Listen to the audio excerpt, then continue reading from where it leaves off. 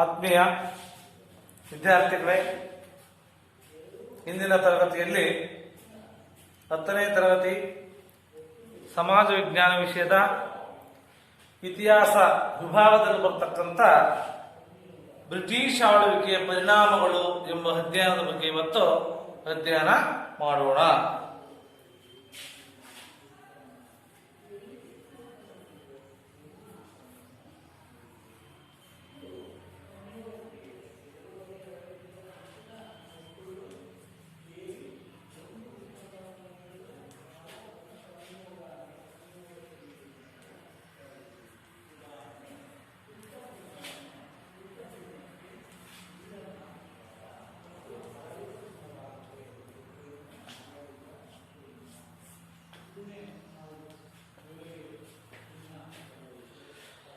ಈ ಬ್ರಿಟಿಷ್ ಆಳ್ವಿಕೆಯ ಪರಿಣಾಮದಲ್ಲಿ ಪ್ರಮುಖವಾಗಿ ಬರ್ತಕ್ಕಂಥ ಅಂಶಗಳು ಅಂತಂದ್ರೆ ಆಡಳಿತ ಮತ್ತು ನ್ಯಾಯಾಂಗ ವ್ಯವಸ್ಥೆ. ಆಡಳಿತ ಮತ್ತು ನ್ಯಾಯಾಂಗ ವ್ಯವಸ್ಥೆ, ಅದರಲ್ಲಿ ಪ್ರಮುಖವಾಗಿ ಬರ್ತಕ್ಕಂಥವು ಈ ನಾಗರಿಕ ಸೇವೆಗಳು, ಅನಂತರ ನ್ಯಾಯಾಂಗ ವ್ಯವಸ್ಥೆ, ಪೊಲೀಸ್ ವ್ಯವಸ್ಥೆ, ಸೈನ್ಯ ವ್ಯವಸ್ಥೆಯನ್ನು ನಾವು ಇದರಲ್ಲಿ ಅಧ್ಯಯನವನ್ನು ಮಾಡಬೇಕಾಗತ್ತೆ. ಅದರಲ್ಲಿ ಈ ಒಂದು ಬ್ರಿಟಿಷ್ ಈಸ್ಟ್ ಇಂಡಿಯಾ ಕಂಪನಿಯು ಆರಂಭದಲ್ಲಿ ಕೇವಲ ವ್ಯಾಪಾರಿ ಕಂಪನಿಯಾಗಿ ನಮ್ಮ ದೇಶಕ್ಕೆ ಬಂದಿತ್ತು ಅಂತ ನಿಮಗೆಲ್ಲ ಗೊತ್ತಿದೆ. ತನ್ನ ವಾಣಿಜ್ಯ ಹಿತಾಸಕ್ತಿಗಳನ್ನ ಮಾತ್ರ ಪೂರೈಸಿಕೊಳ್ಳಿಕ್ಕೆ ವ್ಯಾಪಾರಕ್ಕೋಸ್ಕರವಾಗಿ ಕೆಲಸ ಮಾಡಿತ್ತು ಈಸ್ಟ್ ಇಂಡಿಯಾ ಕಂಪನಿ. ನೂರಾರು ರಾಜಮನೆತನದಲ್ಲಿ ಹಂಚಿ ಹೋಗಿದ್ದಂತಹ ಭಾರತದ ಪರಿಸ್ಥಿತಿಯನ್ನು ನಾವು ಅವಲೋಕಿಸಿದಾಗ ಬ್ರಿಟಿಷರು ತಮ್ಮ ಪರಿಸ್ಥಿತಿಯನ್ನ ತಮ್ಮ ರಾಜಕೀಯ ಏಳಿಗೆಗೋಸ್ಕರ ಏನ್ ಮಾಡಿದ್ರಪ್ಪ ಅಂತಂದ್ರೆ ಬಳಸಿಬಿಟ್ರು. ಪರಸ್ಪರ ಕಚ್ಚಾಡ್ತಕ್ಕಂಥ ರಾಜರ ನಡುವೆ ಒಡೆದು ಆಳುವಂತ ನೀತಿಯನ್ನ ಜಾರಿಗೆ ತಂದರು. ಅಂತ ನೀತಿ ಒಡೆದು ಆಳುವ ನೀತಿ.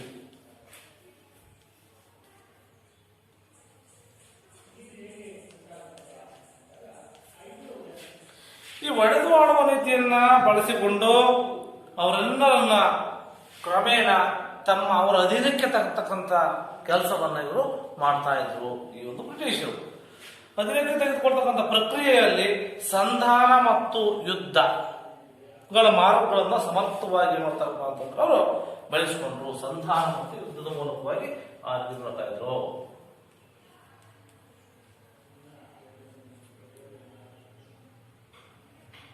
ಸಂಧಾನ ಮತ್ತೆ ಇವೆರಡರ ಮೂಲಕವಾಗಿ ಏನ್ ಮಾಡ್ತಾ ಇದ್ದಾರಪ್ಪ ಅಂದ್ರೆ ಅವರು ಒಡೆದು ಆಳುವ ನೀತಿಯನ್ನ ಈ ಒಂದು ಬ್ರಿಟಿಷರು ಇಲ್ಲಿ ಭಾರತದಲ್ಲಿ ತಂದ್ರು.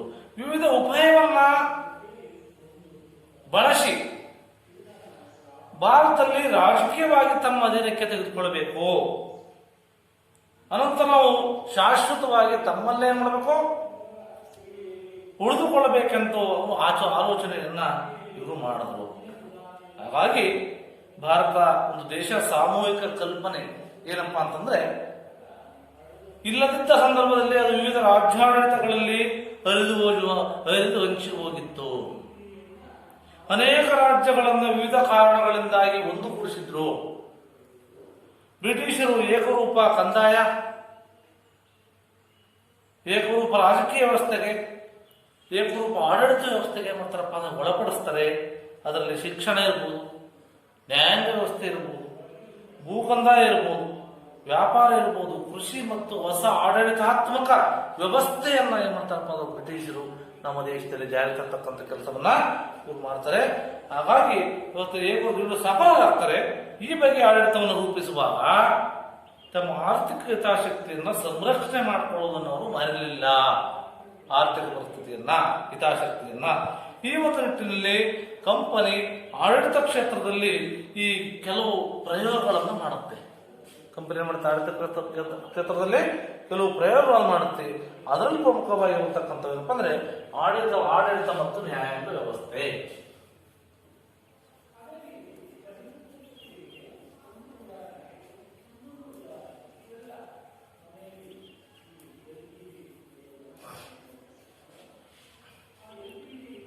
ಆಡಳಿತ ಮತ್ತು ನ್ಯಾಯಾಂಗ ವ್ಯವಸ್ಥೆಯಲ್ಲಿ ಪ್ರಮುಖವಾಗಿ ಬರ್ತಕ್ಕಂಥ ನಾಗರಿಕ ಸೇವೆಗಳು.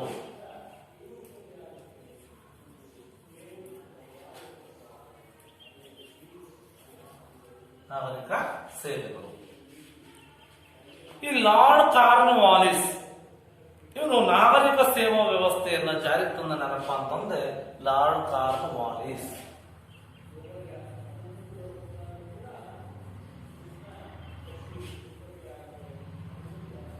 ಏನಪ್ಪಾ ನಾಗರಿಕ ವ್ಯವಸ್ಥಕ ಸೇವೆಯನ್ನು ವ್ಯವಸ್ಥೆಯನ್ನು ಇವರು ಜಾರಿಗೆ ತರ್ತಾನೆ. ಇವರು ಈಸ್ಟ್ ಇಂಡಿಯಾ ಕಂಪನಿ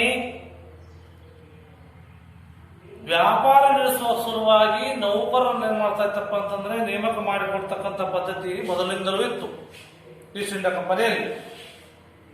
ಈ ಕಂಪನಿ ನೌಕರರಿಗೆ ಖಾಸಗಿಯಾಗಿ ವ್ಯಾಪಾರ ಮಾಡಿಕೊಳ್ಳಲಿಕ್ಕೆ ಅನುಮತಿಯನ್ನು ನೀಡಿತ್ತು.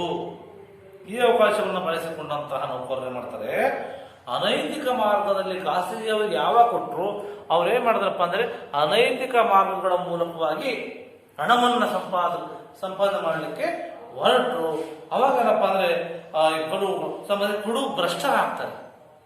ಕಡು ಭ್ರಷ್ಟರಾದ ನಂತರ ಈ ಅವಕಾಶವನ್ನು ಸಲುವಾಗಿ ಇದರ ತಡೆಯಕ್ಕೋಸ್ಕರವಾಗಿ 1773ರಲ್ಲಿ 1773ರಲ್ಲಿ ಸರ್ಕಾರ ಏನಪ್ಪ ಅಂದ್ರೆ ರೆಗ್ಯುಲೇಟಿಂಗ್ ಕಾಯ್ದೆಯನ್ನ ಜಾರಿಗೊಳಿಸ್ತಾರೆ. ಇಷ್ಟರಲ್ಲೇ 1773ರಲ್ಲಿ. ಹೀಗೆ ಈ ಕಾಯ್ದೆ ಹೆಸರೇ ಸೂಚಿಸುವಂತೆ ಅದರ ಉದ್ದೇಶ ಏನು? ನಿಯಂತ್ರಣ ಮಾಡತಕ್ಕಂಥದ್ದು, ಅನೈತಿಕ ಮಾರ್ಗದ ಮೂಲಕವಾಗಿ ಹಣವನ್ನು ಗಳಿಸ್ತಕ್ಕಂಥದ್ರಲ್ಲಿ ಕಡುಭ್ರಷ್ಟರಾಗಿದ್ರು. ಅದಕ್ಕೋಸ್ಕರವಾಗಿ ಈ ಒಂದು 1773ರಲ್ಲಿ ಏನ್ ತರ್ತಾರೆ, ರೆಗ್ಯುಲೇಟಿಂಗ್ ಕಾಯ್ದೆಯನ್ನು ತರ್ತಾರೆ ಜಾರಿಗೆ.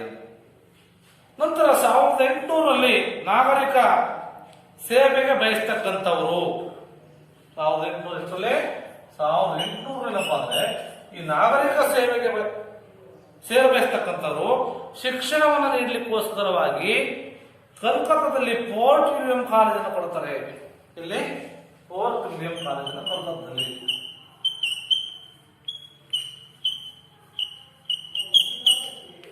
ಫೋರ್ಟ್ ವಿಲಿಯಂ ಕಾಲೇಜನ್ನ ಕಲ್ಕತ್ತಾದಲ್ಲಿ ಕಟ್ಟಿ ಈ ಈಸ್ಟ್ ಇಂಡಿಯಾ ಕಂಪನಿ ನಿರ್ದೇಶಕರು ಇದಕ್ಕೆ ಬೆಂಬಲವನ್ನು ನೀಡಲಿಲ್ಲ. ಅದಕ್ಕೆ ಕಟ್ಬಿಟ್ರು ಎಲ್ಲಿ ಕಲ್ಕತ್ತಾದಲ್ಲಿ ಫೋರ್ಟ್ ವಿಲಿಯಂ ಕೋಟೆಯನ್ನ.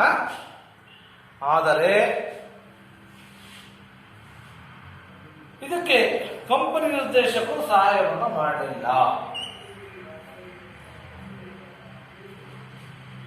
ಇದರ ಪರಿಣಾಮವಾಗಿ 1853ರಲ್ಲಿ 1853ರಲ್ಲಿ ಕೇಳಬಹುದು. ಒಂದು ಮಾರ್ಕ್ ಕ್ವಶನ್ ಕೇಳ್ತಾರೆ ಏನಂತ, ನಾಗರಿಕ ಸೇವೆಗೆ ಸೇರ್ತಕ್ಕಂಥ ಎಲ್ಲಾ ನೇಮಕಾತಿಗಳು ಸ್ಪರ್ಧಾತ್ಮಕ ಪರೀಕ್ಷೆಯ ಮೂಲಕವಾಗಬೇಕು ಅಂತೇಳಿ ಈ ಒಂದು 1853ರಲ್ಲಿ ಏನ್ ಮಾಡ್ತಾರೆ, ತೀರ್ಮಾನವನ್ನು ಮಾಡಲಾಯಿತು.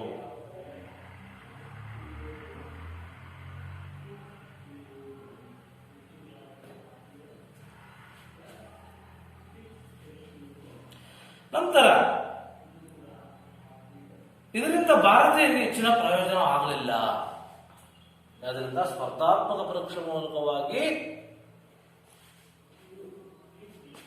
1853ರಲ್ಲಿ ಈ ನೇಮಕಾತಿ ಸೇರ್ತಕ್ಕಂಥ ಸ್ಪರ್ಧಾತ್ಮಕ ಪರೀಕ್ಷೆಗಳನ್ನು ಬರೆದು ಹೋಗಬೇಕು ಅಂತಂದಾಗ ಅದು ಭಾರತೀಯರಿಗೆ ಹೆಚ್ಚಿನ ಪ್ರಯೋಜನ ಆಗಲಿಲ್ಲ.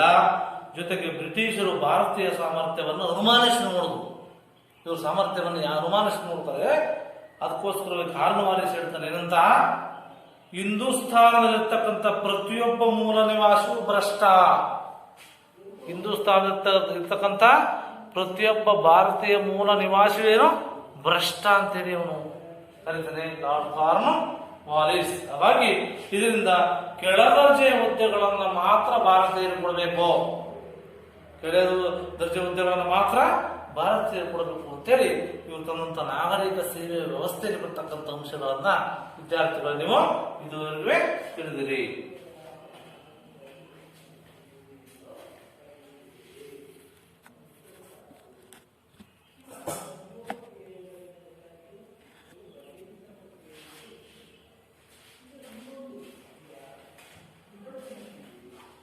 ನಂತರ ಈ ನ್ಯಾಯಾಂಗ ವ್ಯವಸ್ಥೆ ಬ್ರಿಟಿಷ್ ಆಳ್ವಿಕೆ ಮಾಡಿದ್ರಿಂದ ಈ ಒಂದು ನ್ಯಾಯಾಂಗ ವ್ಯವಸ್ಥೆ ಯಾವ ರೀತಿ ತಂದಿದ್ರು ಜಾರಿಗೆ ಅಂತಕ್ಕಂಥದ್ದನ್ನ ತಿಳಿಯೋಣ.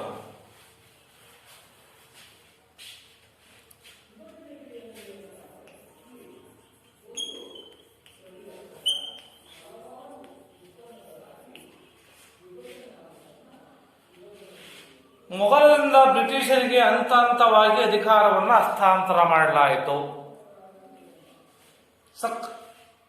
ಸಂಕ್ರಮಣ ಕಾಲದಲ್ಲಿ ಹೊಸ ನ್ಯಾಯಾಂಗ ವ್ಯವಸ್ಥೆಯನ್ನ ಭಾರತದಲ್ಲಿ ಬೇರೆ ಬಿಡಲಿಕ್ಕೆ ಆರಂಭಿಸಿದರು.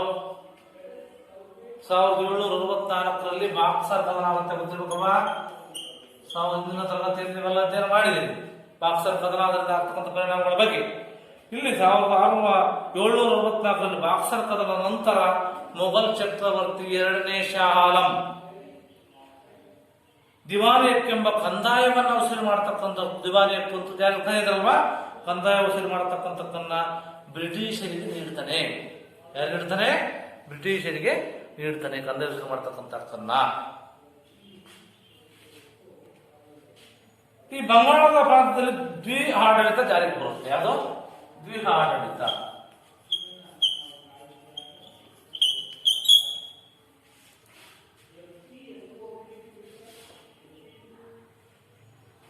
ದ್ವಿಆಡಳಿತ ಜಾರಿಗೆ ಬಂದ್ರೆ ಇದಕ್ಕೆ ದ್ವಿಸರ್ಕಾರ ಅಂತ ಬರ್ತೀವಿ. ದ್ವಿಆಡಳಿತ ಅಥವಾ ದ್ವಿಸರ್ಕಾರ.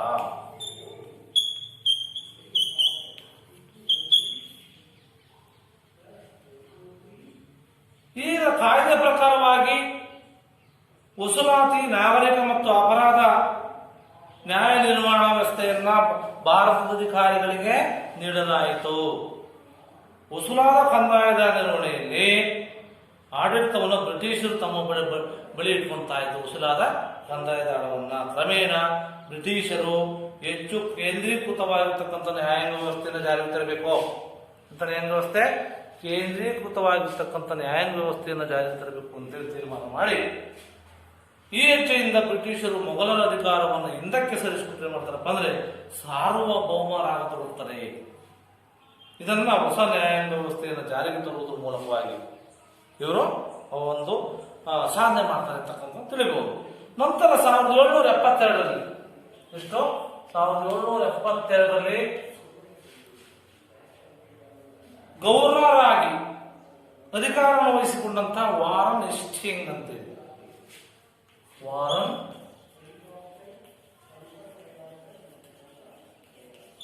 ಹೆಸ್ಟಿಂಗ್ ಏನ್ ಮಾಡ್ತಾರಪ್ಪ ಅಂತಂದ್ರೆ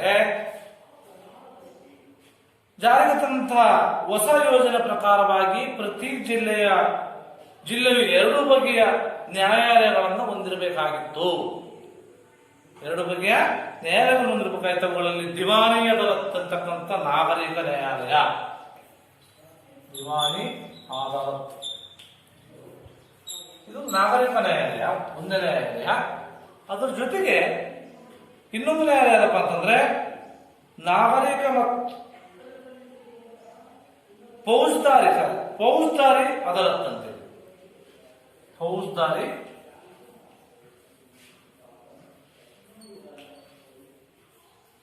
ಅದಾಲತ್ ಎರಡನೇ ಒಂದು ನ್ಯಾಯಾಲಯ, 2 ನ್ಯಾಯಾಲಯಗಳು ಹೊಂದಿರಬೇಕಾಗಿತ್ತು ಪ್ರತಿ ಜಿಲ್ಲೆಯಲ್ಲಿ ಅಂತೇಳಿ ಇವನು ವಾರನಿಷ್ಠಿಂದನೋ ಅವುಗಳನ್ನ ಸ್ಥಾಪನೆ ಮಾಡಲಿಕ್ಕೆ ತರ್ತಾನೆ. ನಂತರ ನಾಗರಿಕ ನ್ಯಾಯಾಲಯದಲ್ಲಿ ಸಂದರ್ಭದಲ್ಲಿ ಹಿಂದೂಗಳಿಗೆ ಒಂದು ಹಿಂದೂ ಶಾಸ್ತ್ರ ಗ್ರಂಥಗಳ ಪ್ರಕಾರವಾಗಿ ಏನ್ ಮಾಡಬೇಕಾಗಿತ್ತು, ಮುಸ್ಲಿಮರಿಗೆ ಶರಿಯತ್ ಕಾನೂನು ಪ್ರಕಾರವಾಗಿ ನ್ಯಾಯದಾನವನ್ನು ನೀಡ್ತಾ ಇದ್ರಂತೆ. ಅಲ್ಲಿ ತಾರತಮ್ಯ, ಇಲ್ಲಿ ಹಿಂದೂಗಳಿಗೆ ಶಾಸ್ತ್ರೋಕ್ತಕಾರವಾಗಿ ಮತ್ತೆ ಮುಸ್ಲಿಮರಿಗೆ ಶರಿಯತ್ ಕಾನೂನಿನ ಮೂಲಕವಾಗಿ ಇವರು ನ್ಯಾಯದಾನವನ್ನು ನೀಡ್ತಾ ಇದ್ರು. ಅಪರಾಧ ಪ್ರಕರಣಗಳಿಗೆ ಬಂದಾಗ ಇಸ್ಲಾಂ ಕಾನೂನುಗಳನ್ನ ಅನುಚಾರ ಮಾಡಿ ಏನ್ ಮಾಡ್ತಾ ಇದ್ರು, ವಿಚಾರಣೆ ನಡೆಸ್ತಾ ಇದ್ರು ಈ ಒಂದು ನ್ಯಾಯಾಲಯಗಳಲ್ಲಿ. ಕ್ರಮೇಣ ಬ್ರಿಟಿಷರ ಕಾನೂನುಗಳನ್ನ ಜಾರಿಗೊಳಿಸುವ ಮೂಲಕ ಅಪರಾಧ ಕಾನೂನುಗಳನ್ನು ಬದಲಾವಣೆ ಮಾಡಿ ನಾಗರಿಕ ನ್ಯಾಯಾಲಯಗಳು ಯುರೋಪಿನ ಜಿಲ್ಲಾಧಿಕಾರಿಗಳ ಅಧ್ಯಕ್ಷತೆಯಲ್ಲಿ ಕಾರ್ಯನಿರ್ವಹಿಸ್ತಾ ಇದ್ವು. ಈ ನಾಗರಿಕ ನ್ಯಾಯಾಲಯಗಳು ಬಂದಿವು ಈ ಒಂದು ಯುರೋಪಿನ ಜಿಲ್ಲಾಧಿಕಾರಿಗಳು ಇರ್ತಾರಲ್ಲ ಆ ಒಂದು ಸಮ್ಮುಖದಲ್ಲಿ ಕಾರ್ಯವನ್ನ ನಿರ್ವಹಿಸ್ತಾ ಇದ್ದು. ಅಪರಾಧ ನ್ಯಾಯಾಲಯಗಳು ಖಾಜಿ ಅಧೀನ ಅಂತ, ಖಾಜಿ ಅಂತ ಕರೀತಾರೆ ಅವರಿಗೆ. ಖಾಜಿ ಅವರ ಅಧೀನದಲ್ಲಿ ಈ ಒಂದು ಅಪರಾಧ ನ್ಯಾಯಾಲಯಗಳಿದ್ರು ಯುರೋಪಿಯನ್ನರ ಮೇಲ್ವಿಚಾರಣೆ ಈ ಒಂದು ಕಾರ್ಯವನ್ನು ನಿರ್ವಹಿಸಬೇಕಾಗಿತ್ತು. ಅವರ ಮೇಲ್ವಿಚಾರಣೆ ಮುಖ್ಯ ಪ್ರಮುಖವಾಗಿ ಅಲ್ಲಿ. ನಂತರ ಏನಪ್ಪಾ ಅಂದ್ರೆ ಪೊಲೀಸ್ ವ್ಯವಸ್ಥೆ ಬರುತ್ತೆ. ನ್ಯಾಯಾಂಗ ವ್ಯವಸ್ಥೆ ಅಂತ ಹೋಗ್ತೇನೋ ಪೊಲೀಸ್ ವ್ಯವಸ್ಥೆ ಯಾವ ರೀತಿ ಇತ್ತು ಬ್ರಿಟಿಷ್ ಆಳ್ವಿಕೆಯ ಪರಿಣಾಮದಿಂದ ನಮ್ಮ ದೇಶದಲ್ಲಿ ಇತ್ತು.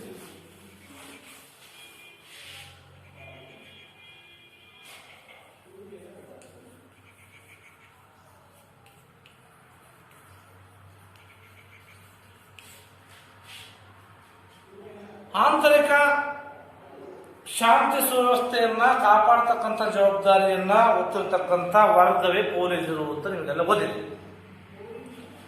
ಲಾರ್ಡ್ ಕಾರ್ನ್ವಾಲಿಸನು ಪ್ರಪ್ರಥಮವಾಗಿರ್ತಕ್ಕಂಥ ಪೊಲೀಸ್ ವಿಭಾಗವನ್ನು ಅಸ್ತಿತ್ವಕ್ಕೆ ತಂದ. ಯಾರು?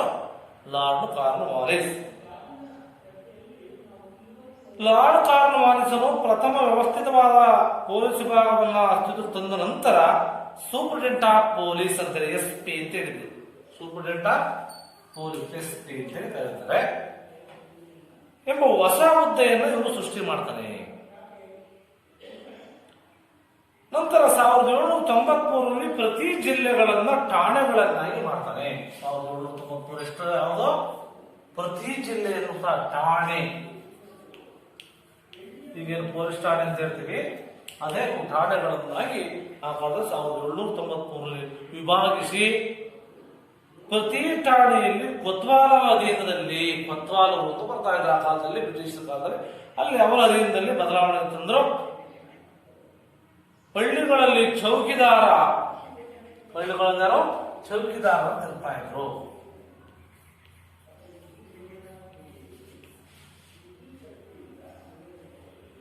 ಇರುವಂತೆ ಮಾಡಿದ್ರು. ಕೊತ್ವಾಲರು ಹಳ್ಳಿಗಳ ಮಟ್ಟದಲ್ಲಿ ಏನಾದರೂ ಕಳ್ಳತನ ಆದರೆ, ಅಪರಾಧ ಮಾಡಿದ್ರೆ, ದರೋಡೆ ಮಾಡಿದ್ರೆ ಆ ಜವಾಬ್ದಾರಿಯನ್ನು ಅವರು ಹೊರ್ತಾ ಇದ್ರು ಕೊತ್ವಾಲರು. ಅಕಸ್ಮಾತ್ ಕಳ್ಳತನ ಆಯ್ತು, ಹಳ್ಳಿಯಲ್ಲಿ ದರೋಡೆ ಆಯ್ತು, ಇನ್ನೇನೇ ಆದ್ರೂ ಸಹ ಆ ಒಂದು ಮೇಲ್ವಿಚಾರಣೆಯನ್ನು ಅವರು ನೋಡ್ತಾ ಇದ್ರು ಜವಾಬ್ದಾರಿಯನ್ನ ಅಂತ.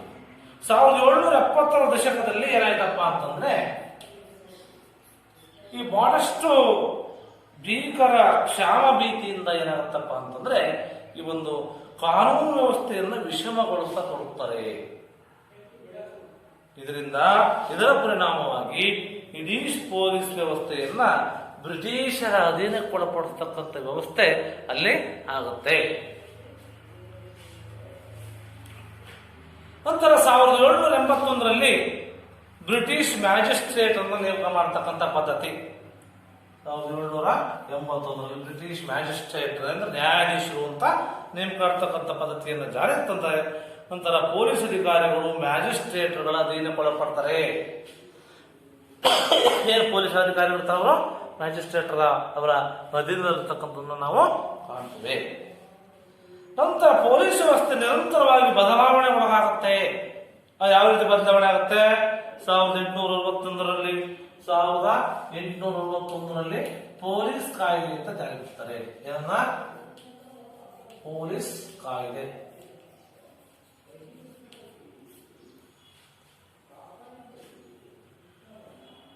ಜಾರಿಗೆ ಈ ಕಾಯ್ದೆ ಏನಪ್ಪಾ ಅಂದ್ರೆ ಕಾನೂನು ಮತ್ತು ಸುವ್ಯವಸ್ಥೆ ಆಡಳಿತದ ಮುಖ್ಯ ಅಡಿಪಾಯ. ಆಡಳಿತದ ಮುಖ್ಯ ಅಡಿಪಾಯ ಯಾವುದು? ಕಾನೂನು ಮತ್ತು ಸುವ್ಯವಸ್ಥೆ, ಅದೇ ಮುಖ್ಯ ಅಡಿಪಾಯವಾಗಿತ್ತು. ಹಾಗಾಗಿ ಅಧಿಕಾರಿಗಳ ನೇಮಕಾತಿಯಲ್ಲಿ ಭಾರತೀಯರಿಗೆ ಅವಕಾಶ ಇರಲಿಲ್ಲ. ಅಲ್ಲಿವೇ ಅಧಿಕಾರಿಗಳ ನೇಮಕ ಮಾಡಬೇಕಾದ್ರೆ ಭಾರತೀಯರಿಗೆ ಯಾವುದೇ ರೀತಿಯಾಗಿರ್ತಕ್ಕಂಥ ಅವಕಾಶಗಳು ಇರಲಿಲ್ಲ. 1902ರಲ್ಲಿ ಪೊಲೀಸ್ ಕಮಿಷನ್ ಕಾಯ್ದೆ. 1902ರಲ್ಲಿ ಯಾವುದು? ಪೊಲೀಸ್ ಕಮಿಷನ್ ಕಾಯ್ದೆಯನ್ನ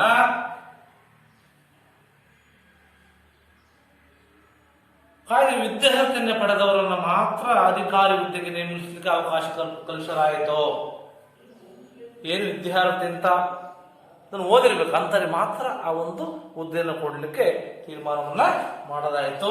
ಇಷ್ಟಾದರೂ ಸಹ ಭಾರತೀಯರ ಬಗ್ಗೆ ಇದ್ದಂತಹ ತಾರತಮ್ಯ ಯಾವ ಕಾರಣ ಕಡಿಮೆ ಆಗಲಿಲ್ಲ.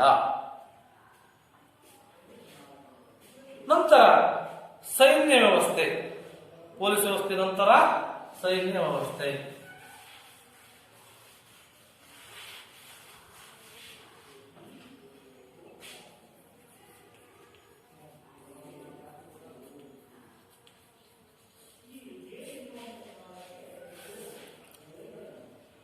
ಬ್ರಿಟಿಷರ ಕಾಲದಲ್ಲಿ ಕಾಲದ ಆಡಳಿತದಲ್ಲಿ ಸೈನ್ಯವು ಆಧಾರ ಸ್ತಂಭವಾಗಿತ್ತು ಅಂತ ಹೇಳ್ತಾರೆ.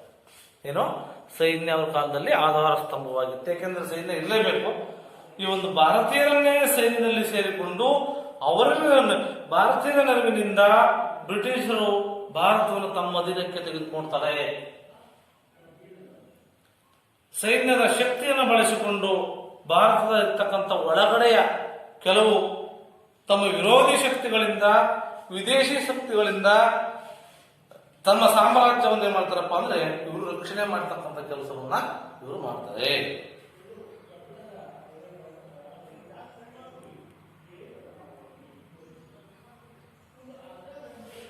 ನಂತರ ಅಧಿಕಾರಿಗಳು ಬ್ರಿಟಿಷರೇ ಆಗಿದ್ರು. ಅಲ್ಲಿ ಅವ್ರ ಕಾಲದಲ್ಲಿ ಸೈನ್ಯದ ಅಧಿಕಾರಿಗಳೇ ಆಗಿದ್ರು, ಬ್ರಿಟಿಷ್ ಆಗಿದ್ದು.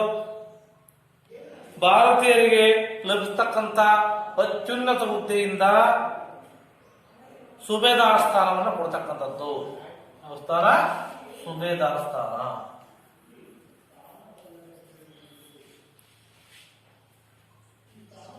ಬಹುತೇಕ ಭಾರತೀಯ ಸೈನಿಕರು ಕೂಲಿ ಸೈನಿಕರಾಗಿದ್ದರಂತೆ. ಈ ಒಂದು ಸೈನ್ಯ ವ್ಯವಸ್ಥೆಯಲ್ಲಿ ಭಾರತೀಯ ಸೈನಿಕರಾಗಿದ್ದು ಕೂಲಿ ಸೈನಿಕರಾಗಿತ್ತು ಅಷ್ಟೇ. ಅವರು ಕೂಲಿ ಮಾಡ್ತಕ್ಕಂಥ ಕೆಲಸ. 1857 ನಂತರ ಏನ್ ಮಾಡ್ತಾರೆ? ರಾಯಲ್ ಎನ್ಫೀಲ್ಡ್ ಅಂತಕ್ಕಂಥ ನೇತೃತ್ವದಲ್ಲಿ ಸಮಿತಿಯನ್ನು ರಚಿಸಿ ಕೆಲವು ಶಿಫಾರಸುಗಳನ್ನ ಬ್ರಿಟಿಷ್ ಸರ್ಕಾರಕ್ಕೆ ಕೊಡ್ತಾರೆ. ಈ ಶಿಫಾರಸುಗಳ ಮೇಲೆ ಈ ಒಂದು ಸೈನಿಕ ವ್ಯವಸ್ಥೆಯನ್ನ ಮರುವಿನ್ಯಾಸವನ್ನು ಮಾಡತಕ್ಕಂಥ ಕೆಲಸವನ್ನ ಆ ಒಂದು ಸೈನ್ಯ ವ್ಯವಸ್ಥೆಯಲ್ಲಿ ಆಗುತ್ತೆ. ಇದಾದ ನಂತರ ಇದು ಬರ್ತಕ್ಕಂಥದ್ದು ಆಡಳಿತ ಮತ್ತು ನ್ಯಾಯಾಂಗ ವ್ಯವಸ್ಥೆಯಲ್ಲಿ ಬರ್ತಕ್ಕಂಥ ಈ ಒಂದು ಬ್ರಿಟಿಷ್ ಆಳ್ವಿಕೆ ಕಾಲದಲ್ಲಿ ಆಡಳಿತ ಮತ್ತು ನ್ಯಾಯಾಂಗ ವ್ಯವಸ್ಥೆಯಲ್ಲಿ ಏನು ಬಂದು ಈ ಒಂದು ನಾಗರಿಕ ಸೇವೆಗಳು ಯಾವ ರೀತಿ ಇತ್ತು, ನ್ಯಾಯಾಂಗ ವ್ಯವಸ್ಥೆ ಯಾವ ರೀತಿ ಇತ್ತು ಬ್ರಿಟಿಷರ ಕಾಲದಲ್ಲಿ, ಸೈನಿಕ ವ್ಯವಸ್ಥೆ ಯಾವ ರೀತಿ ಇತ್ತು, ಪೊಲೀಸ್ ವ್ಯವಸ್ಥೆ ಯಾವ ರೀತಿ ಇತ್ತು ಅಂತೇಳಿ ವಿದ್ಯಾರ್ಥಿಗಳೇ ಇದುವರೆಗೂ ತಿಳ್ಕೊಂಡ್ರಿ. ಇನ್ನು ಮುಂದೆ ಬರೋದು ಈ ಒಂದು ಬ್ರಿಟಿಷರ ಕಾಲದಲ್ಲಿ ಆದಂತಹ ಈ ಭೂಕಂದಾಯ ನೀತಿಗಳ ಬಗ್ಗೆ ತಿಳಿಬೇಕೀಗ.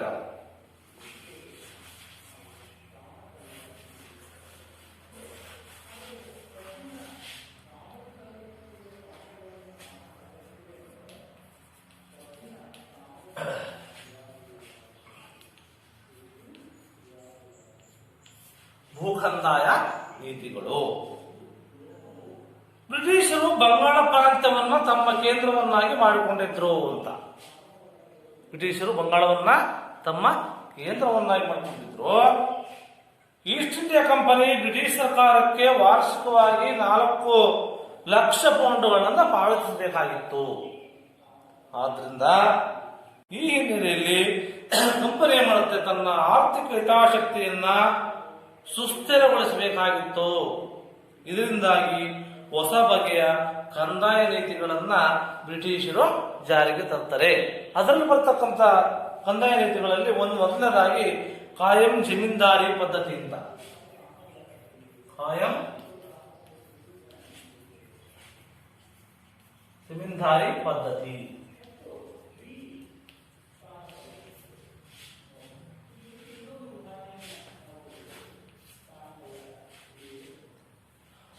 ವಾರ್ಷಿಕವಾಗಿ ನಿರ್ದಿಷ್ಟವಾಗಿರ್ತಕ್ಕಂಥ ಕಂದಾಯ ದರವನ್ನ ಪಡೆಯಲಿಕ್ಕೆ ಲಾರ್ಡ್ ಕಾರ್ನ್ವಾಲಿಸ್ ಆಗಿನ ವಹಿಸಲಾಗಿದ್ದಂತ ಯಾರೋ ಲಾರ್ಡ್ ಕಾರ್ನ್ವಾಲಿಸ್ ಏನ್ ಮಾಡ್ತಾನಪ್ಪ ಅಂತಂದ್ರೆ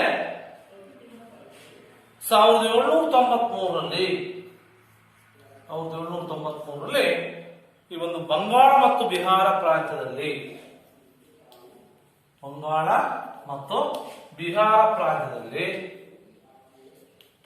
ಏನ್ ಮಾಡ್ತಾನಪ್ಪ ಅಂತಂದ್ರೆ ಈ ಒಂದು ಹೊಸ ಕಂದಾಯ ಪದ್ಧತಿಯನ್ನ ಜಾರಿಗೆ ತರ್ತಾನೆ. ಇದನ್ನ ನಾವು ಕಾಯಂ ಜಮೀನ್ದಾರಿ ಪದ್ಧತಿ ಅಂತ ಕರೆಯಲಾಗುತ್ತೆ. ಈ ಪದ್ಧತಿಯಲ್ಲಿ ಏನಪ್ಪಾ ಅಂತಂದ್ರೆ ಜಮೀನ್ದಾರರು ಭೂಮಾಲೀಕರಾದ್ರು. ಈ ಹೊಸ ಯೋಜನೆ ಪ್ರಕಾರ ಜಮೀನ್ದಾರರು ಪ್ರತಿ ವರ್ಷ ನಿರ್ದಿಷ್ಟ ದಿನಕ್ಕೆ ಮೊದಲೇ ಅವರು ಒಪ್ಪಿಕೊಂಡಂತಹ ಒಂದು ಕಂದಾಯದ ಮೊತ್ತವನ್ನ ಸರ್ಕಾರಕ್ಕೆ ಸಲ್ಲಿಸಬೇಕಾಗಿತ್ತು ಅಂತ. ರೈತ ಈ ಭೂಮಾಲೀಕರಿಗೆ ಈ ಪದ್ಧತಿಯಿಂದ ಹೆಚ್ಚಿನ ಲಾಭ ಆಯಿತು.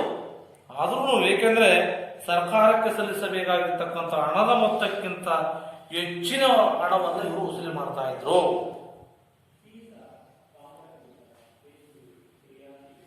ಬರಗಾಲ ಅಥವಾ ವಿಪರೀತ ಮಳೆ ದೃಷ್ಟಿಯಿಂದ ಕಂದಾಯವನ್ನ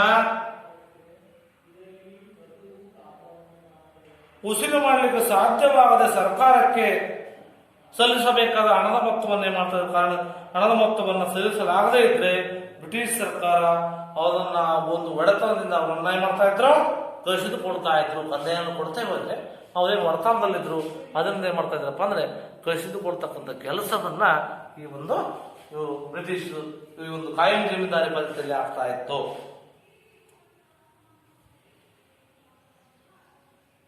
ಈ ಪದ್ಧತಿಯಿಂದ ಬ್ರಿಟಿಷರಿಗೆ ಮತ್ತು ಜಮೀನ್ದಾರಿಗೆ ಲಾಭವಾಯಿತೇ ವಿನಃ ರೈತರಿಗೆ ಯಾವುದೇ ರೀತಿಯಾಗಿರ್ತಕ್ಕಂಥ ಲಾಭ ಆಗಲಿಲ್ಲ. ಬ್ರಿಟಿಷರು ತಮಗೆ ನೆರವಾಗತಕ್ಕಂಥ ಹೊಸ ಸಾಮಾಜಿಕ ವರ್ಗವಾಗಿರ್ತಕ್ಕಂಥ ಜಮೀನ್ದಾರ ಸೃಷ್ಟಿಯಾಗ್ತಾರೆ. ರೈತ ಕೂಲಿ ಕಾರ್ಮಿಕರು ಜಮೀನ್ದಾರರ ಭೂಮಿಯಲ್ಲಿ ಕೆಲಸವನ್ನು ಮಾಡಲಿಕ್ಕೆ ನಿರಂತರ ಅವಕಾಶಗಳು ಸಿಗದೆ ಅವರು ಬಹುಮುಖಿಯಾಗಿ ಅವರು ಶೋಷಣೆಗೊಳಗಾಗ್ತಕ್ಕಂಥದ್ದನ್ನು ನಾವು ಈ ಒಂದು ವ್ಯವಸ್ಥೆಯಲ್ಲಿ ಕಾಣ್ತೇವೆ. ಕಾಯಂ ಜಮೀನ್ದಾರಿ ಪದ್ಧತಿಯಲ್ಲಿ ಶೋಷಣೆಗೊಳಗಾಗ್ತಾರೆ, ಅತಂತ್ರ ಸ್ಥಿತಿಯಲ್ಲಿ ತಮ್ಮ ಬದುಕನ್ನ ಕಳೆದುಕೊಳ್ತಾರೆ. ಈ ಪದ್ಧತಿ ಕ್ರಮೇಣ ಇಲ್ಲಪ್ಪ ಅಂದ್ರೆ ಈ ಒರಿಸ್ಸಾ, ಆಂಧ್ರ, ವಾರಣಾಸಿ ಈ ಎಲ್ಲಾ ಕ್ಷೇತ್ರಗಳಲ್ಲಿ ಪ್ರಾಂತ್ಯಗಳಲ್ಲಿ ವಿಸ್ತರಣೆ ಆಗ್ತಾ ಹೋಗುತ್ತೆ. ಆದ್ರೆ ಜಾರ್ಜ್ ಮೆಟಾಕಾಫ್ ಅಂತಕ್ಕಂಥ ಹೇಳುವಂತೆ ಇವರು ಹೇಳ್ತಾರೆ ಏನಂತ, ಅವರು ಈ ಭೂಕಂದಾಯ ನೀತಿಗಳಿಂದ ಭಾರತದ ರೈತರು ಸಾಲದಲ್ಲೇ ಹುಟ್ಟಿ, ಸಾಲದಲ್ಲೇ ಬದುಕಿ, ಸಾಲದಲ್ಲೇ ಸತ್ತರು. ಯಾರು? ಈ ಒಂದು ಜಾರ್ಜ್ ಮೆಟಾಕಾಫ್ ಅಂತಕ್ಕಂಥವ್ರು ಹೇಳ್ತಾರೆ, ಭಾರತೀಯ ರೈತರು ಸಾಲದಲ್ಲೇ ನಿಮ್ಗೆ ಕೇಳಬಹುದು ವಿದ್ಯಾರ್ಥಿಗಳು ಏನಂತ, ರೈತರು ಸಾಲದಲ್ಲೇ ಹುಟ್ಟಿ, ಸಾಲದಲ್ಲೇ ಬದುಕಿ, ಸಾಲದಲ್ಲೇ ಸತ್ತರು. ಯಾವ ಕಾರಣಕ್ಕೋಸ್ಕರ ಅಂತೇಳಿ ನಿಮಗೆ ಕೇಳಬಹುದು. ಈ ಒಂದು ಬ್ರಿಟಿಷರ ಈ ಒಂದು ಭೂ ಕಂದಾಯ ನೀತಿಯಾಗಿರ್ತಕ್ಕಂಥ ಈ ಕಾಯಂ ಜಮೀನ್ದಾರಿ ಪದ್ಧತಿಯಿಂದ ಅಂತಕ್ಕಂಥ ನಾವು ತಿಳಿದುಕೊಳ್ಬೇಕಾಗತ್ತೆ. ನಂತರ ಬರ್ತಕ್ಕಂಥ ವ್ಯವಸ್ಥೆ ಮಹಲ್ವಾರಿ ಪದ್ಧತಿ.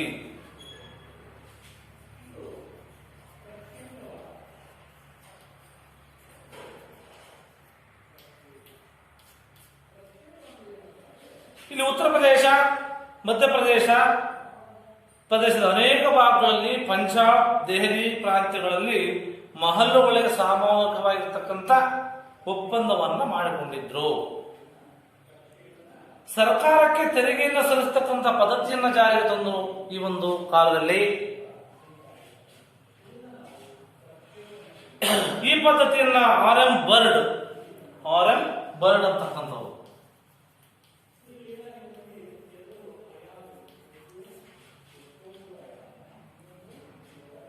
ಮತ್ತು ಜೇಮ್ಸ್ ಥಾಮ್ಸನ್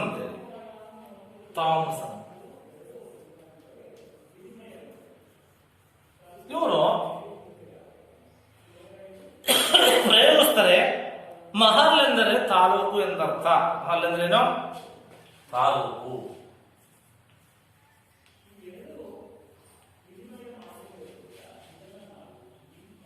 ಪ್ರಾಂತ್ಯದಿಂದ ಪ್ರಾಂತ್ಯಕ್ಕೆ ಈ ಪದ್ಧತಿಯನ್ನು ಅನುಷ್ಠಾನದಲ್ಲಿ ಬಹಳಷ್ಟು ವ್ಯತ್ಯಾಸಗಳಾಗಿದ್ದು, ದೊಡ್ಡ ಮತ್ತು ಸಣ್ಣ ಪ್ರಮಾಣದ ಜಮೀನ್ದಾರ ಇರ್ತಾ ಇದ್ರು.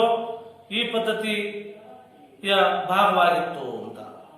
ಕಂಪನಿ ಸರ್ಕಾರದ ಅಧಿಕಾರಿಗಳು ಜಮೀನಿನಲ್ಲಿ ಆಗ್ತಕ್ಕಂಥ ಉತ್ಪಾದನೆಗಿಂತ ಹೆಚ್ಚಿನ ಮೊತ್ತದ ವಾರ್ಷಿಕ ಈ ಒಂದು ಪಾವತಿಗಳನ್ನು ಮಾಡಬೇಕಾಗಿತ್ತು. ಅವರಿಗೆ ಜಮೀನಲ್ಲಿ ಆದಾಯ ಬರದೇ ಹೋದ್ರೆ ಹೆಚ್ಚಾಗಿ ಕಂದಾಯವನ್ನು ಕೊಡಲೇಬೇಕಾಗಿತ್ತು. ಅಂತ ಪರಿಸ್ಥಿತಿ ಇವರ ಒಂದು ಕಾಲದಲ್ಲಿ ಇತ್ತು ಅಂತ ಹೇಳಬಹುದು.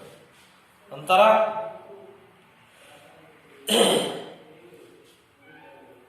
ತಮ್ಮ ಭೂಮಾಲಕತ್ವವನ್ನು ಕಳೆದುಕೊಳ್ತಾರೆ.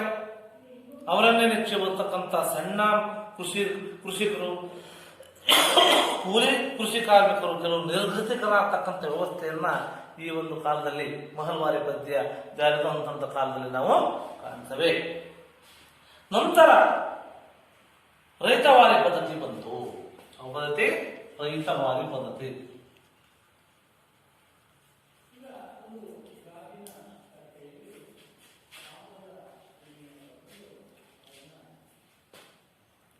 ರೈತವಾರಿ ಪದ್ಧತಿಯನ್ನ ಮೊದಲಿಗೆ ಒಂದು ಪ್ರಯೋಗವಾಗಿ ಬಾರಾಮಹಲ್ ಪ್ರಾಂತ್ಯ ಅಂತ ಬರುತ್ತೆ.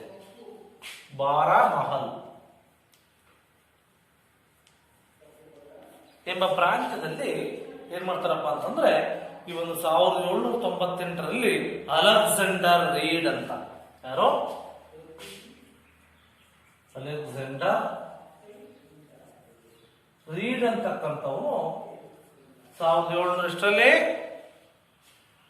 92ರಲ್ಲಿ ಈ ಒಂದು ಪದ್ಧತಿಯನ್ನ ಜಾರಿಗೆ ತರ್ತಾನೆ. ಈ ಪದ್ಧತಿಯನ್ನ ಥಾಮಸ್ ಮೊನ್ರೋ ಅಂತಕ್ಕಂಥವ್ರು ಏನ್ ಮಾಡ್ತಾನಪ್ಪ ಅಂತಂದ್ರೆ ಈ ಒಂದು ಮದ್ರಾಸು ಮತ್ತು ಮೈಸೂರು ಪ್ರಾಂತ್ಯಗಳಲ್ಲಿ 1801ರ ನಂತರ ಜಾರಿಗೊಳಿಸ್ತಾರೆ. 1801ರ ನಂತರ ಮದ್ರಾಸ್ ಮತ್ತೆ ಇಲ್ಲಿ ಮೈಸೂರು ಪ್ರಾಂತ್ಯಗಳಲ್ಲಿ ಜಾರಿಗೊಳ್ಳುತ್ತಾನೆ. ಈ ಕಾಲಘಟ್ಟದಲ್ಲಿ ಈ ಪ್ರಾಂತ್ಯದ ಬಹುತೇಕ ಕಂಪನಿಗಳು ಏನಾಗಿದ್ವಪ್ಪ ಅಂತಂದ್ರೆ ಆಡಳಿತಕ್ಕೆ ಒಳಪಟ್ಟಿದ್ದೇ ಈ ಒಂದು ಮುಖ್ಯ ಕಾರಣ ಅಂತಕ್ಕಂಥದ್ದು. ಈ ಒಂದು ಪದ್ಧತಿ ಪ್ರಕಾರ ಸರ್ಕಾರ ಮತ್ತು ರೈತರ ನಡುವೆ ನೇರ ಸಂಪರ್ಕವನ್ನು ಕಲ್ಪಿಸಲಾಯಿತು. ರೈತರು ಮತ್ತೆ ಸರ್ಕಾರದ ನಡುವೆ ಭೂಮಿ ಉಳುಮೆ ಮಾಡುತ್ತಿದ್ದವರನ್ನ ಅದರ ಮಾಲೀಕರೆಂದು ಸರ್ಕಾರ ಮಾನ್ಯ ಮಾಡಿತು. ಅವನೇ ನೇರವಾಗಿ ತನ್ನ ಕೃಷಿ ಭೂಮಿಯಲ್ಲಿ ಪಡೆದ ಉತ್ಪನ್ನದ 50% ಭಾಗವನ್ನ ಕಂದಾಯದ ರೂಪದಲ್ಲಿ ಕಟ್ಟಬೇಕಾಗಿತ್ತು, ಸರ್ಕಾರಕ್ಕೆ ಸಲ್ಲಿಸಬೇಕಾಗಿತ್ತು. ಕಂದಾಯವನ್ನು ಸುಮಾರು 30 ವರ್ಷಗಳ ಅವಧಿಗೆ ನಿರ್ಧಾರ ಮಾಡಿದರು. 30 ವರ್ಷಗಳ ಅವಧಿಗೆ ನಿರ್ಧಾರ ಮಾಡಿದ ನಂತರ ಅದನ್ನ ಪರಾಮರ್ಶೆಗೂ ಸಹ ಅದನ್ನ ಒಳಪಡಿಸಿದರು. ಸಣ್ಣ ರೈತರಿಗೆ ತಮ್ಮ ಅಧೀನದಿದ್ದಂತಹ ಭೂಮಿ ಮೇಲಿನ ಹಕ್ಕನ್ನು ನೀಡಿದ್ರು. ಆದ್ರೂ ಸಹ ಭೂ ಕಂದಾಯವನ್ನ ಈ ಪದ್ಧತಿ ಹೆಚ್ಚಿನ ವಾರ್ಷಿಕ ಮೊತ್ತಕ್ಕೆ ನಿಗದಿಪಡಿಸಿದ್ರಿಂದ ರೈತರು ಕೆಲವು ಸಂಕಷ್ಟಗಳಿಗೆ ಒಳಗಾಗ್ತಾರೆ. ಕಂದಾಯ ಮಾಡತಕ್ಕಂಥ ವಸೂಲು ಮಾಡುವ ಅಧಿಕಾರಿಗಳು ನಿರ್ದಾಕ್ಷಿಣ್ಯವಾಗಿ ಕ್ರಮವನ್ನು ಜರುಗಿಸ್ತಾ ಇದ್ರು. ಕಟ್ಟಲೇಬೇಕು ಕಂದಾಯವನ್ನ, ಯಾವುದೇ ನಿರ್ದಾಕ್ಷಿಣ್ಯ ಇದಿಲ್ಲದೆ ಕಂದಾಯವನ್ನ ಕಟ್ಟತಕ್ಕಂಥ ವ್ಯವಸ್ಥೆಯಲ್ಲಿ ಇತ್ತು. ಇದನ್ನು ಮರುಪಾವತಿಸಲು ಬೆಳೆಗಳು ಸರಿಯಾಗಿ ಫಸಲು ನೀಡದ ಸಂದರ್ಭದಲ್ಲೂ ಸಹ ರೈತರು ಏನ್ ಮಾಡ್ತಾ ಇದ್ರು, ಹಣದಲ್ಲಿ ವಿಧಾನದಿಂದ ಹಣವನ್ನು ತೆಗೆಸಿಕೊಂಡು ಅದನ್ನು ಮರುಪಾವತಿ ಮಾಡದಂಗಿದ್ರೆ ಸಣ್ಣ ಪುಟ್ಟ ಜಮೀನನ್ನೇ ಮಾರಾಟ ಮಾಡತಕ್ಕಂಥ ವ್ಯವಸ್ಥೆಯನ್ನ ಈ ಒಂದು ಬ್ರಿಟಿಷ್ ಆಳ್ವಿಕೆಯನ್ನ ಮಾಡಿದ್ರು. ನಮ್ಮ ವಿದೇಶದಲ್ಲಿ ಆ ಒಂದು ತೊಂದರೆ ಆಗುತ್ತೆ. ಅವ್ರ ಜಮೀನನ್ನ ಅವರೇ ಮಾರಾಟ ಮಾಡ್ತಕ್ಕಂಥ ವ್ಯವಸ್ಥೆಯನ್ನ ಈ ಒಂದು ವ್ಯವಸ್ಥೆಯಲ್ಲಿ ಆಗುತ್ತೆ. ಆದ್ರಿಂದ ಈ ಒಂದು ರೈತರ ಒಳಿತಿಗಾಗಿ ರೈತವಾರಿ ಪದ್ಧತಿಯನ್ನು ಜಾರಿಗೊಳಿಸಲಾಗಿದೆ ಎಂದು ಬ್ರಿಟಿಷ್ ಸರ್ಕಾರ ಹೇಳಿತು. ಏನೋ ರೈತರಿಗೋಸ್ಕರ ತಂದು ಮಾಡಿದೀವಿ ಅಂತ. ಆದರೂ ಸಹ ಗರಿಷ್ಠ ಪ್ರಮಾಣ ರೈತರು ಸಾಲದ ಸುಳಿಯಲ್ಲಿ ಸಿಲುಕ್ತಾರೆ. ಸಾಲದ ಸುಳಿಯಲ್ಲಿ ಸಿಲುಕಿ ಈ ಪದ್ಧತಿಯನ್ನ ಒಂದು ವಿಪರ್ಯಾಸ, ರೈತರಿಗೋಸ್ಕರ ತಂದರೂ ಸಹ ಈ ಪದ್ಧತಿ ಏನಾಗುತ್ತಪ್ಪ ಅಂದ್ರೆ ಒಂದು ವಿಪರ್ಯಾಸ ಅಂತಕ್ಕಂಥ ನಾವು ಈ ಸಂದರ್ಭದಲ್ಲಿ ನಿಮಗೆ ತಿಳ್ಕೊಬೇಕಾಗುತ್ತೆ. ಇಷ್ಟೆಲ್ಲ ಜಾರಿ ತಂದು ಭೂಕಂದ ರೀತಿಯಲ್ಲಿ ಜಾರತಕ್ಕಂಥ ಪದ್ಧತಿಗಳ್ಯಾವ ಅಂತ ಹೇಳಿದ್ರೆ ಕಾಯಂ ಜಮೀನ್ದಾರಿ ಪದ್ಧತಿ, ಮತ್ತೆ ಮಹಲ್ವಾರಿ ಪದ್ಧತಿ. ಮಹಲ್ ಅಂದ್ರೆ ಏನು? ಮಹಲ್ ಅಂದ್ರೆ ತಾಲೂಕು ಅಂತ ಹೇಳಬೇಕು. ನಂತರ ರೈತವಾರಿ ಪದ್ಧತಿ ಜಾರಿಗೆ ಬಂತು. ಇವಾದ ಮೇಲೆ ಈ ಪದ್ಧತಿಯನ್ನ ಈ 3 ಪದ್ಧತಿಯಿಂದ ಜಾರಿ ತಂದ್ರಿಂದ ಬ್ರಿಟಿಷ್ ಕಂದಾಯ ನೀತಿಯಿಂದ ಆದಂತ ಪರಿಣಾಮಗಳೇನೆಂದರೆ, ಇವೆಲ್ಲ ಕಂದಾಯ ನೀತಿಯನ್ನು ಜಾರಿಗೆ ತಂದುಬಿಟ್ರು. ಇದರಿಂದ ಆಗಿರ್ತಕ್ಕಂಥ ಪರಿಣಾಮಗಳೇನು?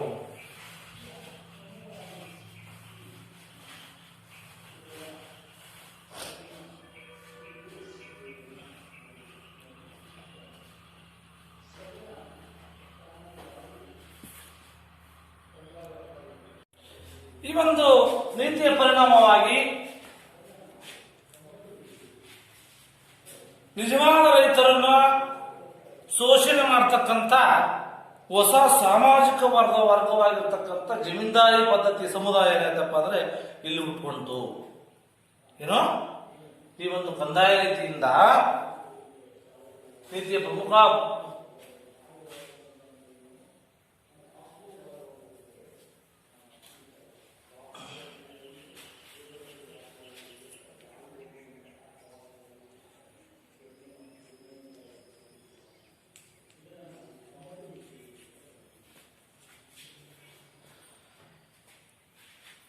ಜಮೀನ್ದಾರಿ ಸಮುದಾಯ ಸೃಷ್ಟಿಯಾಗುತ್ತೆ. ನಂತರ ಜಮೀನ್ದಾರರ ಶೋಷಣೆಗೊಳಗಾಗಿರ್ತಕ್ಕಂಥ ರೈತರು ವಿವಿಧ ಬಗೆಯ ಸಂಕಷ್ಟಗಳಿಗೆ ಒಳಗಾಗ್ತಾರೆ. ಇದರ ಪರಿಣಾಮವಾಗಿ ರೈತರು ಭೂಮಿ ಮಾರಾಟದ ವಸ್ತು ಆಗುತ್ತೆ. ಯಾಕಪ್ಪ ಅಂದ್ರೆ ದೇವಿದಾರರಿಂದ ಹಣವನ್ನು ಪಡೆದು ಅವರು ಕಟ್ಟಕ್ಕೆ ಆಗದ ಹೋದರೆ ಅವರು ಜಮೀನನ್ನ ಮಾರಲೇಬೇಕಾಗಿತ್ತು. ಈ ಒಂದು ಪದ್ಧತಿ ರೈತರಿಂದ ಅದಕ್ಕೋಸ್ಕರ ಇದೆಲ್ಲ ಪರಿಣಾಮಗಳನ್ನು ಎದುರಿಸಬೇಕಾಗಿತ್ತು. ಇದನ್ನ ಪರಬಾರೆ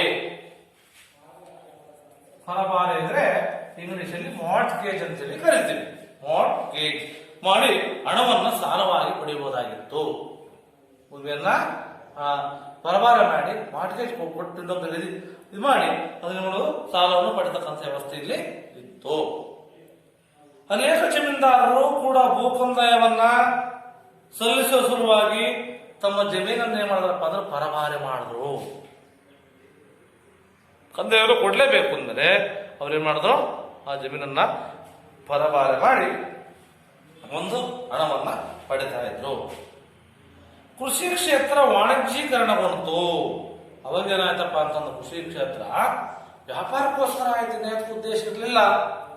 ಇಂಗ್ಲೆಂಡಿನಲ್ಲಿ ಆದಂತ ಕೈಗಾರಿಕೀಕರಣದಿಂದ ಆ ಟೈಮಲ್ಲಿ ಇಂಗ್ಲೆಂಡ್ ಏನಾಯ್ತಪ್ಪ ಅಂದ್ರೆ ಕೈಗಾರಿಕೀಕರಣ ಆಯ್ತು.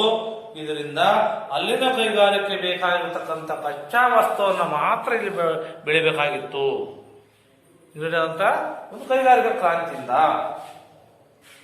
ಹಣದ ಲೇವೇದಿವಿದಾರರಾಗ್ತಾರೆ, ಬಹಳಷ್ಟು ಬಲಿಷ್ಠರಾಗ್ತಾರೆ.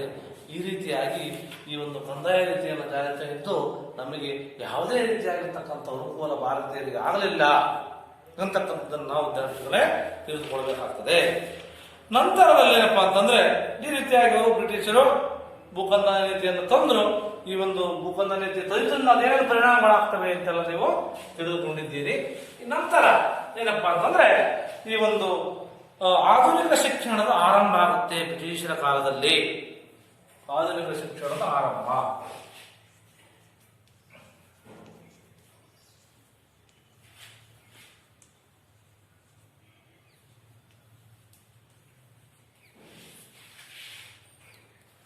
ಭಾರತೀಯ ಸಾಂಪ್ರದಾಯಿಕ ಶಿಕ್ಷಣವು ನಿರಂತರವಾಗಿ ಚಾಲ್ತಿಯಲ್ಲಿತ್ತು ಆ ಕಾಲದಲ್ಲಿ.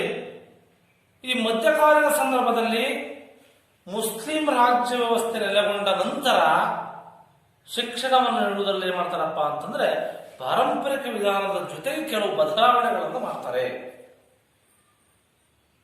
ಈ ಒಂದು ಕ್ರಮದಲ್ಲಿ ಬದಲಾವಣೆ ಉಂಟಾದ್ದು 18ನೇ ಶತಮಾನದಲ್ಲಿ ತಂದಂತಹ ಹೊಸ ಬ್ರಿಟಿಷ್ ಆಡಳಿತ ಕಾಲಘಟ್ಟದ ಭಾರತದಲ್ಲಿಂದ ಐರೋಪ್ಯ ಮತ್ತು ಆಂಗ್ಲೋ ಇಂಡಿಯನ್ ಸಮುದಾಯಗಳ ಮಕ್ಕಳಿಗೆ ಹೊಸ ಶಾಲೆಗಳನ್ನು ಪ್ರಾರಂಭಿಸಿದರು ಅವರು ಆಧುನಿಕ ಶಿಕ್ಷಣದಲ್ಲಿ. ಆದರೆ ಈ ಶಿಕ್ಷಣ ಕ್ರಮ ವಿಸ್ತರಣೆ ಆಗುವುದರಿಂದ ಸ್ಥಳೀಯ ಮಕ್ಕಳಿಗೆ ಯಾವುದೇ ಪ್ರಯೋಜನ ಆಗಲಿಲ್ಲ. ಯಾಕೆಂದ್ರೆ ಬರೀ ಯಾರಿಗೆ ಆಂಗ್ಲೋ ಇಂಡಿಯನ್ನರಿಗೆ ಮತ್ತೆ ಭಾರತದ ಐರೋಪ್ಯರಿಗೆ ಮಾತ್ರ ಶಾಲೆಗಳನ್ನು ಆರಂಭಿಸಿದ್ರೆ ಹೊರತು ನಮ್ಮ ದೇಶದಲ್ಲಿ ಅದು ಇದ್ದಂತ ಸ್ಥಳೀಯ ಮಕ್ಕಳಿಗೆ ಯಾವುದೇ ಪ್ರಯೋಜನ ಆಗಲಿಲ್ಲ. ಆಧುನಿಕ ಶಿಕ್ಷಣ ಪ್ರಸಾರಕ್ಕೆ ಉತ್ತೇಜನ ಕೊಟ್ಟಂತ ಮೊದಲ ಬ್ರಿಟಿಷ್ ಅಧಿಕಾರಿ ಯಾರಪ್ಪ ಅಂತಂದ್ರೆ ವಾರನ್ ಹೆಸ್ಟಿಂಗ್ಸ್ ಅಂತೇಳಿ.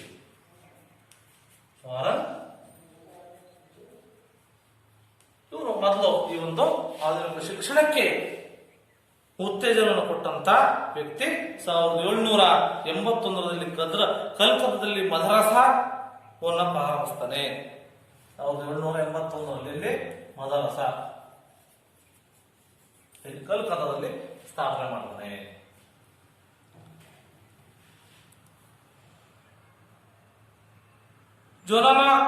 ಜೋನಾಥನ್ ಡಂಕನ್ ಎಂಬ ಮತ್ತೊಬ್ಬ ಬ್ರಿಟಿಷ್ ವ್ಯಕ್ತಿ 1792ರಲ್ಲಿ ಬನಾರಸ್ಸಿನಲ್ಲಿ ಸಂಸ್ಕೃತ ಕಾಲೇಜನ್ನು ಸ್ಥಾಪನೆ ಮಾಡ್ತಾರೆ. ಬನಾರಸ್ಸಲ್ಲಿ ಸಂಸ್ಕೃತ ಕಾಲೇಜನ್ನ ಸ್ಥಾಪನೆ ಮಾಡ್ತಾರೆ. ನಂತರ ಆದರೆ ಬ್ರಿಟಿಷ್ ಶಿಕ್ಷಣ ವ್ಯಾಪಕ ವಿಸ್ತರಣೆ ಮೊದಲು ಒತ್ತಾಯಿಸಿದವರು ಚಾರ್ಲ್ಸ್ ಗ್ರಾಂಟ್ ಅಂತೇಳಿ. ಏನೋ ಬ್ರಿಟಿಷ್ ಶಿಕ್ಷಣಕ್ಕೆ ಜಾಸ್ತಿ ವಿಸ್ತರಣೆ ಮಾಡಬೇಕು ಅಂತೇಳಿ ಮಾಡಿದಾರಪ್ಪ ಅಂತಂದ್ರೆ ಚಾರ್ಲ್ಸ್ ಗ್ರಾಂಟ್ ಅಂತೇಳಿ. 1828ರಲ್ಲಿ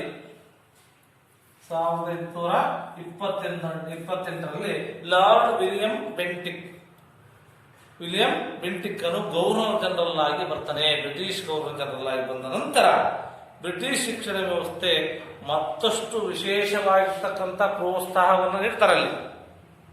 1828 ನಂತರ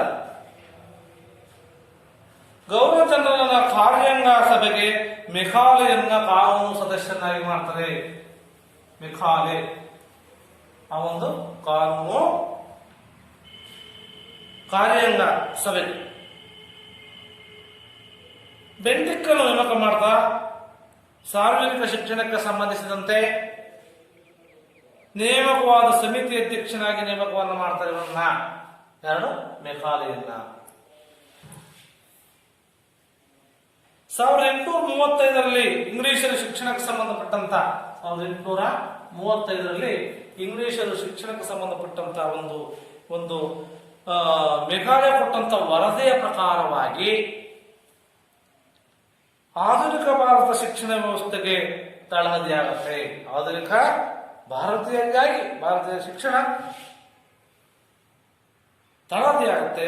ಈ ಯೋಜನೆಯ ಪ್ರಮುಖ ಅಂಶ ಅಂದ್ರೆ ಮೆಕಾಲೆ ತಂದಂತ ಯೋಜನೆಯ ಪ್ರಮುಖ ಅಂಶ ಅಂತಂದ್ರೆ ರಕ್ತ ಮಾಂಸಗಳಲ್ಲಿ ಭಾರತೀಯರಾಗಿಯೂ ಅಭಿರುಚಿ, ಅಭಿಪ್ರಾಯ, ನೀತಿ, ಬುದ್ಧಿವಂತಿಕೆಯಲ್ಲಿ ಇಂಗ್ಲಿಷರಾಗುವಂತಹ ಹೊಸ ಭಾರತೀಯ ವಿದ್ಯಾವಂತ ವರ್ಗ ಏನಾಗುತ್ತಪ್ಪ ಅಂದ್ರೆ ಸೃಷ್ಟಿ ಮಾಡತಕ್ಕಂಥದ್ದಾಗಿತ್ತು.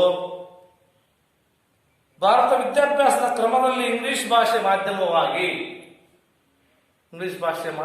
ಏನಾಗುತ್ತಪ್ಪ ಅಂದ್ರೆ ಬಳಸಲಿಕ್ಕೆ ಪ್ರಾರಂಭವಾಗಿದ್ದೆ 1830ರ ದಶಕದ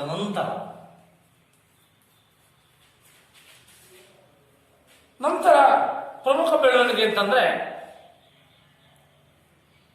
ಸರ್ ಚಾರ್ಲ್ಸ್ ವುಡ್ ಅಂತ. ಸರ್ ಚಾರ್ಲ್ಸ್ ವುಡ್ಸ್ ಏನ್ ಮಾಡ್ತಾರಪ್ಪ ಅಂತಂದ್ರೆ 1854ರಲ್ಲಿ ಒಂದು ಆಯೋಗದ ಶಿಫಾರಸನ್ನು ಕೊಡ್ತಾನೆ. 1854ರಲ್ಲಿ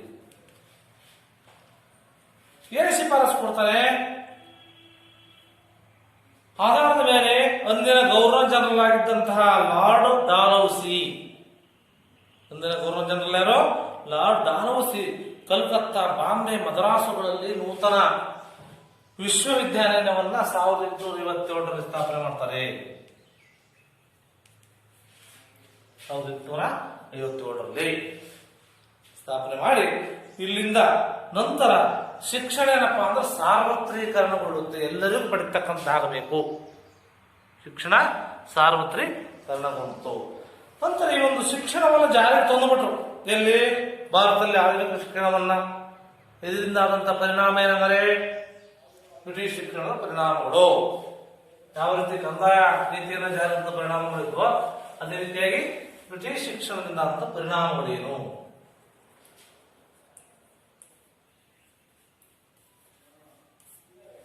ಅದರಲ್ಲಿ ಪ್ರಮುಖವಾಗಿ ಭಾರತೀಯರು ಆಧುನಿಕತೆ, ಜಾತ್ಯತೀತತೆ, ಪ್ರಜಾಪ್ರಭುತ್ವ, ವೈಜ್ಞಾನಿಕ ಆಲೋಚನಾ ಕ್ರಮದ ಮೂಲಕವಾಗಿ ಕೆಲವು ರಾಷ್ಟ್ರೀಯವಾದ ದೃಷ್ಟಿಕೋನವನ್ನು ಬೆಳೆಸಿಕೊಳ್ಳಲಿಕ್ಕೆ ಇದು ಸಾಧ್ಯ ಆಯಿತು.